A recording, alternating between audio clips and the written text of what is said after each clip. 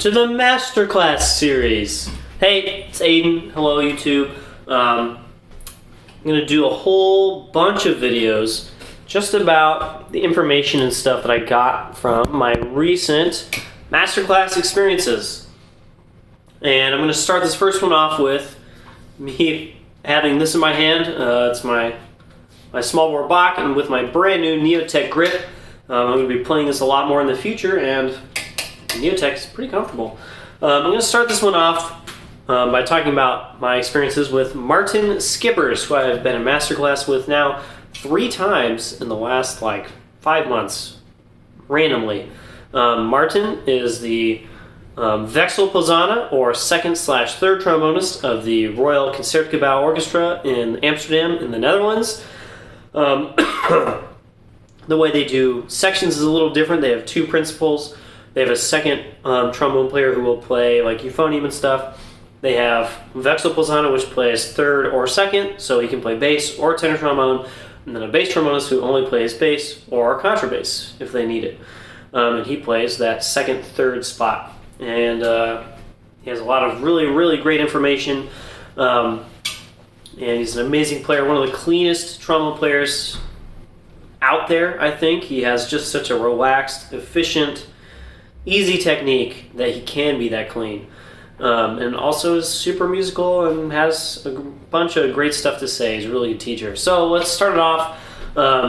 He did a bunch of warm-up stuff with us at the Dutch Bass Trombone Open, and also one at the Leeds Trombone Festival. And I could talk a lot about his warm-up stuff, but one of his main things is that even in the warm-up, even from your first note, you always want to have your best sound. It's really easy to kind of get away from that and just kind of go through your warm-up and just kind of turn off your ears and just be like, well, I play this every day. It's boring. I don't need to think about it, right? And he's like, no, you need to keep your brain engaged. You need to think about everything you're doing the whole time. Don't let yourself get away with playing bad stuff. He starts off with glisses.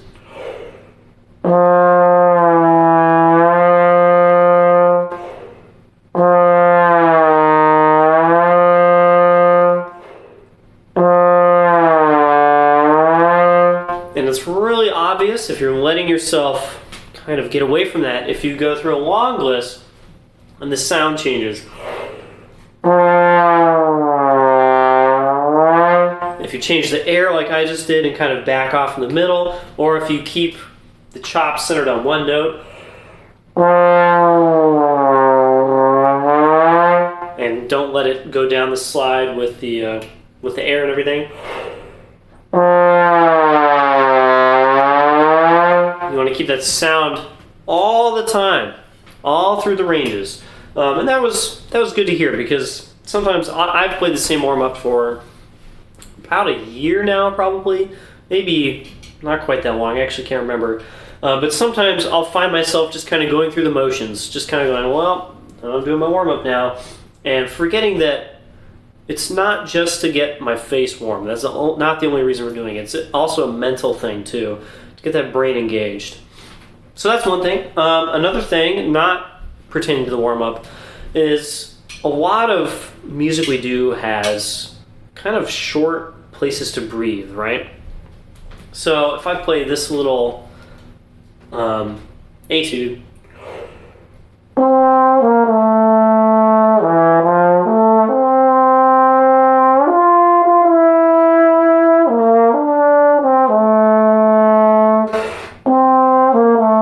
that space right there, it's not very big. It's like an 1/8 note long. And obviously you can short change the note in front of it. You can change the time so there's more space. But you really want to kind of, keep that smaller. Not interrupt the music as much, because the breathing isn't really the music. You can make it part of the music if you do it really, really well, but it's kind of not the music, right? It's not what people want to hear. And that's hard. I have a huge problem with that. I tend to breathe a little too shallowly, a little too fast, a little too loud when I don't have a lot of time. And this can be solo stuff like I just played, or in excerpts where it's almost more common, I guess. And one thing that he mentioned was, when that happens, when you have a breath like that that's just impossible, take your time. In practice, take as much time as you need to get a full entire breath, and then go on. So like this.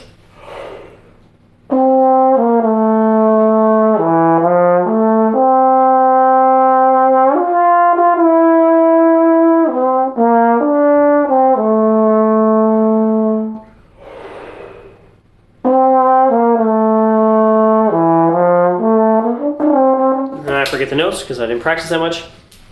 But you get the idea. Instead of taking just that little eighth note, I stop time, I take a nice, full, easy, relaxed breath, and then I press play again, and I keep going. This is just a practice thing, of course. You're not going to do this every time you play. But this trains your body to be relaxed every time you get to that spot. So in practice, you would start shortening those, and eventually you get to the same eighth note space breath, and your body goes, this is easy. I know how to do this. And you get that full breath in that tiny little space. Is it going to be the same amount of air?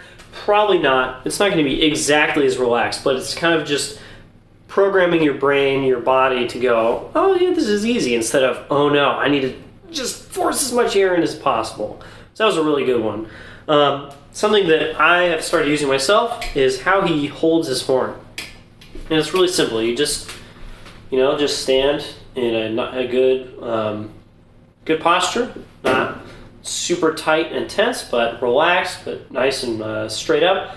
Bring the horn to your face, and then one at a time, you bring one arm away, totally relaxed. It's just hanging. You're not using any muscles in that arm. And then you bring that arm up. And you notice my elbows are not super far out, because when you relax your arm and you bring it up, you don't do this with your elbows. You can look back at my old videos. You can look at a lot of people that tend to exaggerate this. In drum corps, sure, you need to look good, but trombone playing is not as important, right? So you do that with one arm, and then you also do it with the other one, totally relaxed, and just bring it up. And for me, that brings my elbows in pretty far, and that makes holding the trombone way easier. Of course, it's important not to roll your shoulders forward when you do this. It's kind of easy to do that. I find myself doing that sometimes. But that makes my slide arm much more relaxed.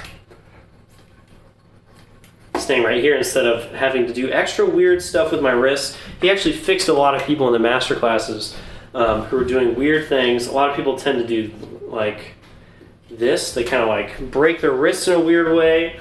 Do something like this, which is very tense. You're using a lot of muscles in your forearm. And he's just like, no, just bring it up and play it. He likes to have his palm facing him, which I don't really do. It's kind of uncomfortable for me. Mine's a little more facing down, but that's something cool. One thing that really changed how I played in a master class is I was playing excerpt from Lohengrin, the Wagner opera. And I'm not going to play it on this because it sounds really bad on the small horn. But I was playing it okay. I wasn't playing it super great. The mechanics of it were okay, but I was kind of just not really playing the accents, the music, dynamics. I don't think anybody was happy listening to me play it. And he was like, right now, you're thinking too much about how to play this. You know how to play this. You have the good habits installed. You can play the trombone. So, in order to play this well, forget all of that. The good habits will win. You don't have to worry about playing the trombone well 100% of the time. Forget that as you play this music and think exactly just how you want it to sound. Just get the music across through the instrument. And I thought about it for a second. I was like, okay, I think I can do that. Because I do tend to do that. I'll be playing something and I'm like, man, I need to move my slide fast and just stuff like that. And I tend to not play even what's written. I'll forget articulations and dynamics and good stuff like that. So I played this thing and it was about 1,000,000,000% better. And I think everybody agreed it was way, way, way, way, way, way better. So that was a really good comment. We work on all these, I'm going to have a video about this later, I think. We work on all these fundamentals to shore up the base of our pyramid, right? The very bottom is air and then slide and whatever, blah, blah, blah. And at the very top, couple levels, we have music. And you don't want your pyramid to not have a top on it. You don't want it to just like stop. You don't want a Mexican pyramid with the flat top. You want an entire Egyptian pyramid that goes all the way to the top with music at the very top. And I just tend to forget about this sometimes and just play like the bottom levels only and just really focus on just playing the trombone well. And he kind of got me away from that, and it made a huge difference. So there's a few things that Martin said. This is already a long video. I'm going to have more videos with a few more people coming up, and I hope you enjoyed, hope you learned from this, because I know I did. See you guys next time.